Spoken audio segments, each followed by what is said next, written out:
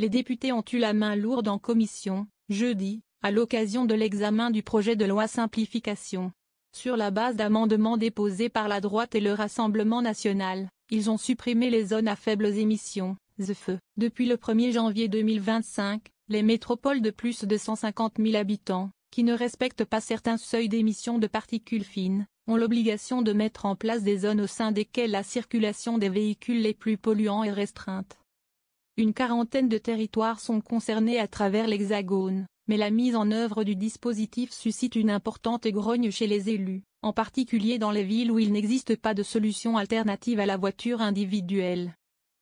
Si la suppression des ZFE n'est pas encore validée à ce stade, la mesure sera rediscutée en séance à partir du 8 avril, avant que le texte ne fasse l'objet d'une commission mixte paritaire, voire d'une seconde lecture devant le Parlement. De nombreux élus écologistes dénoncent un recul.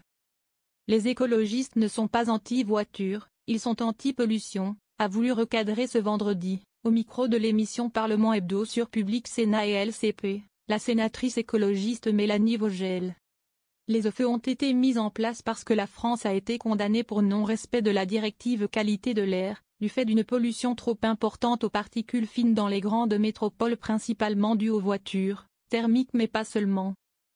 Les ZFE ont répondu à ça, a voulu rappeler l'élu. Face à elle, le député RN Alexandre Sabatou, également invité de Parlement Hebdo, épingle des zones à forte exclusion. Améliorer la qualité de l'air, mais à quel prix? Il est hors de question que je ségrègue une partie des Français, lâche-t-il. On empêche des personnes qui vivent à la campagne de se rendre dans les villes. Mais qu'est-ce qu'il y a dans les villes? L'activité culturelle, les théâtres, les restaurants, les bons postes, énumère le député. L'objectif de santé publique, les écologistes le partagent, mais pas le fait que ce soit fait sans être intelligent du point de vue de la redistribution, de la justice sociale, des investissements dans les transports en commun et les autres alternatives, a expliqué Mélanie Vogel. Il y a effectivement un problème de justice sociale, si on ne fait aucun investissement dans les alternatives, pointe-t-elle.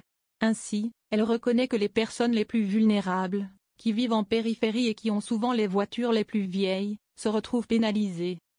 Par contre, là où cela se fait, pas sans accroc mais de manière plus fluide, ce sont dans les villes qui ont mis en place des politiques de transport public.